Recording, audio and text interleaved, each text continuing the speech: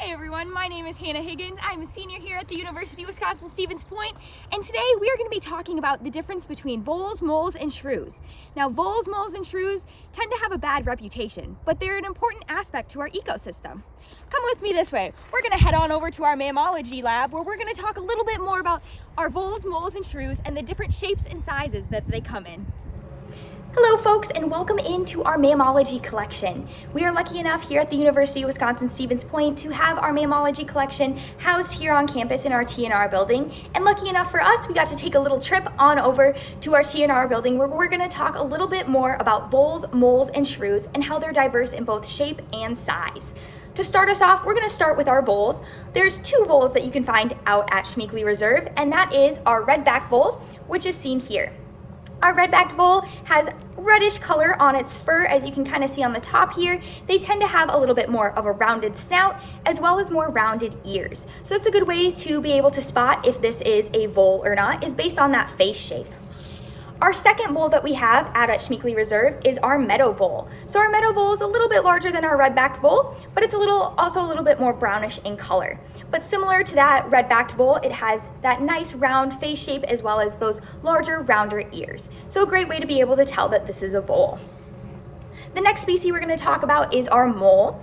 Out at Schmeeckle, we actually have one mole that you can find, and that is our star-nosed mole. So as you can see here, this is our star-nosed mole. We have a nice specimen here. They tend to have a lot larger feet pads, as you can see here, with claws. This allows them to be able to dig through the soil as they spend a lot of their time underground, burrowing and making tunnels underground. This allows them to be able to eat their food that they really enjoy, which is earthworms, grubs, beetles, and other arthropods found in the soil.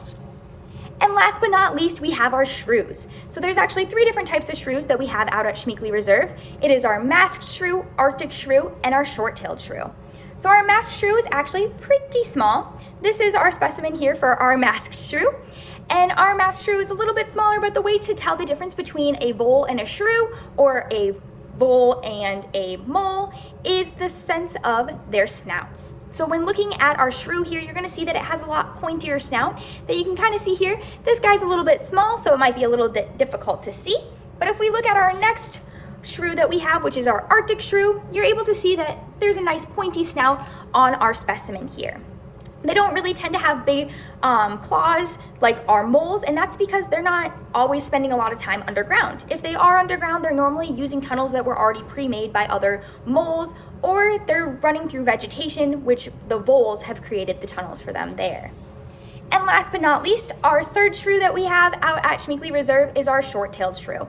Gets its name from its nice short tail that you can see here, but just like its other types of shrews that we just talked about a minute ago, has that nice pointed snout, which is a great way to key in on if it is a shrew or not.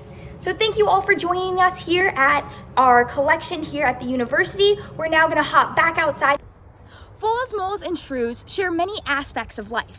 For example, all of them are found either underground or on top of the ground, but near the ground. This image is great for showing some of these tunnel systems that these creatures create. During the winter, it is easiest to see these tunnel systems as they create them in the subnivean zone. They also all have colorations that help them to better blend into their surroundings.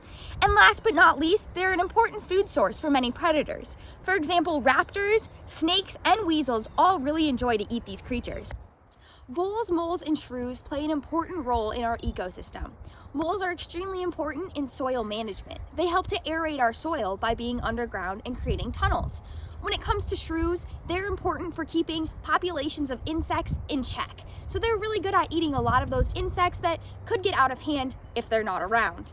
And last but not least, our voles are also very important in the nutrient cycle, as they're mainly herbivorous, meaning they eat a lot of plants and roots, but they help to keep those all in check. Voles, moles, and shrews may have a bad reputation, but they're an important aspect to our ecosystem. Thanks for joining us today as we dug up a little more information about voles, moles, and shrews.